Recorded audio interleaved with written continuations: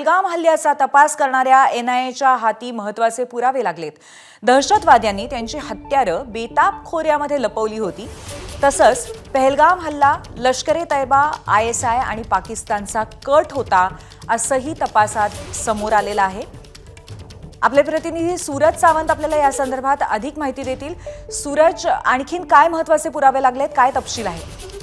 पूर्वी नक्कीच या संपूर्ण जो पहलगाम दहशतवादी हल्ला झाला याचे जे शस्त्र होते ती बेताबच्या खोऱ्यात लपवण्यात आल्याची माहिती समोर आलेली आहे आणि ते महत्त्वाचे पुरावे एनआयएला मिळालेले आहेत। यामागे पाकिस्तान, लष्कर-ए-तोयबाचे जे प्रमुख आहेत ते या संपूर्ण कटामागे आहेत असा देखील माहिती ही मिळालेली आहे। त्यामुळे एकूणच जर आपण पाहिलं तर एनआयएच्या तपासाला कुठेतरी वेग आलेला आहे।